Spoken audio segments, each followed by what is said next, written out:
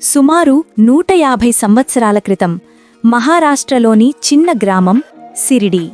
ఆ ఊరిలో ఒకరోజు నిండు మధ్యాహ్నం పసుపు రంగు బాలి వీచుతున్న సమయంలో ఒక యువ సన్యాసి నిశ్శబ్దంగా ఒక నిమ్మ చెట్టు కింద కూర్చున్నాడు. అతని రూపం సాధారణం. తలపై తెల్లటి పగ్గడి, చేతిలో భిక్షపాత్ర, పొడవాటి కళ్ళలో పరమశాంతి. అతను ఎవరో ఎవరికీ తెలియదు. కాని అతని సమీపంలోకి వచ్చిన ప్రతి ఒక్కరికి అవసరం లేకుండానే మనసు ప్రశాంతమైంది. అతడే సిరిడి సాయిబాబా.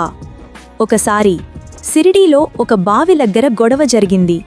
ఒక రైతు తన పశువులు మట్టిలో ఇరుక్కుపోయాయని బాధపడుతున్నాడు.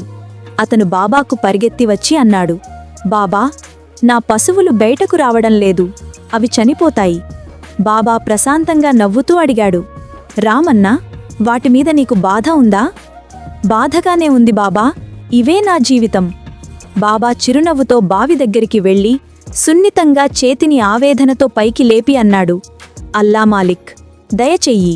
అది వినగానే మట్టిలో ఇరుక్కుపోయిన పశువులు అకస్మాత్తుగా లేచి నిలబడ్డాయి. అక్కడున్నవాళ్లంతా ఆశ్చర్యపోయారు. రైతు బాబా దగ్గరికి వెళ్ళి అడిగాడు, బాబా, ఇది ఎలా జరిగింది? ఎలా నీ మాట వింటాయి? బాబా నెమ్మదిగా చెప్పాడు, మనసు కరుణగా ఉంటే దేవుడు మన చేతులలోనే పనిచేస్తాడు. ఆ మాట విన్న రైతు కన్నీళ్లు పెట్టుకున్నాడు. అతను అర్థం చేసుకున్నాడు, ఇక్కడ ఉన్నది మనిషి కాదు, దయామూర్తి స్వయంగా వస్తాడు. సాయిబాబా మాటలు చాలా సులభం, గాని జీవించడానికి లోకం మొత్తానికి మార్గం. ఈ రెండూ ఉంటే జీవితంలో ఏదైనా సాధించవచ్చు. బాబా ఎప్పుడూ చెప్పేవాడు, నమ్మకముంటే నేను నీ వెంటే ఉంటాను, నీ బాధ నాకూ బాధే. ఈరోజు సిరిడీకి వెళ్లే లక్షల మంది భక్తులు ఒకే భావంతో వెళ్తారు. సాయిబాబా మనలను చూడటానికి, మనం ఆయనను చూడటానికి కాదు.